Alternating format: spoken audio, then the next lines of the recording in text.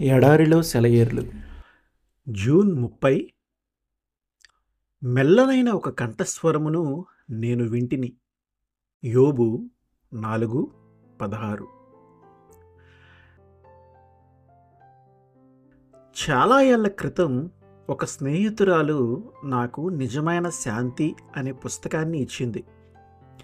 దానిలో చాలా పురాతనమైన విషయాలున్నాయి.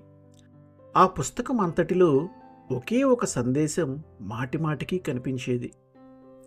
నా లోపల ఎక్కడో దేవుని స్వరం ఉండి నేను వినాలని ఎదురుచూస్తూ ఉంది. నాలోని రణగన ధ్వనులు ఆ స్వరం వినబడకుండా చేస్తున్నాయి.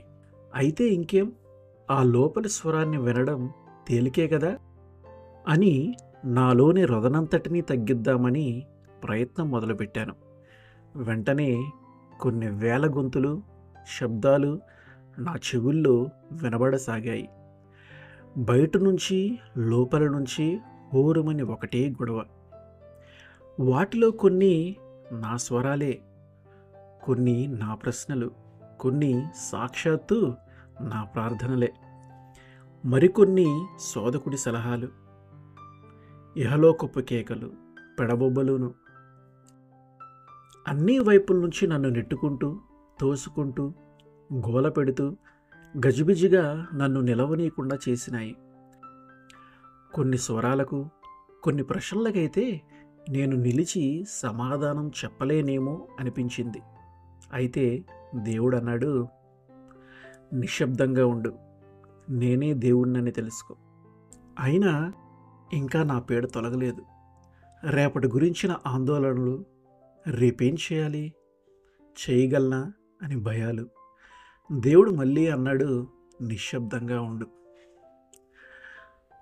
అని. విన్న తర్వాత మెల్లిమెల్లిగా విధేయత నేర్చుకున్నాను. ఏ శబ్దము వినిపించకుండా చెవులు మూసుకోవటం నేర్చుకున్నాను.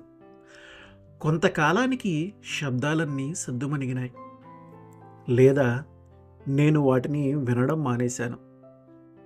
అప్పుడు ఎక్కడో లోతుల్లోంచి ఒక మెల్లని స్వరం వినిపించింది. అది అంతులేని మృదుత్వం కలిగి వినడానికి హాయిగా ఉంది. ఆ స్వరమే నా ప్రార్థన, నా జ్ఞానం, నా కర్తవ్యం అయింది. ఆ స్వరం వినడం మొదలుపెట్టినప్పటి నుంచి అంత తీవ్రంగా ఆలోచించవలసిన అవసరం కలగలేదు. గట్టిగా ప్రార్థించే అవసరము, గట్టిగా విశ్వాసం ఉంచవలసిన అవసరమూ కనిపించలేదు. పరిశుద్ధాత్మ దేవునిదైన ఆ మెల్లని స్వరమే నా హృదయంలో దేవుని ప్రార్థన. నా ప్రశ్నలకి దేవుని జవాబు కూడా అదే.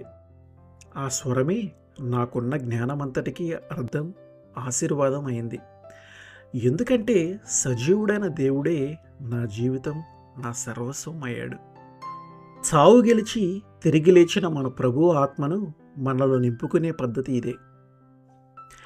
రాత్రంతా చల్లని నిర్మలమైన మంచు బిందువుల్ని కడుపారా తాగిన పువ్వులాగా మనం ఆ ఆత్మను తాగి ప్రపంచపు పెనుగులాటల్లోకి ధైర్యంగా ప్రవేశించగలం. కానీ తుఫాను రాత్రిలో పొగమంచు పట్టదు. అలాగే దేవుని కృప అనే పొగమంచు అల్లకల్లోలంగా ఉన్న ఆత్మ మీద కురియదు. ఆమేన్.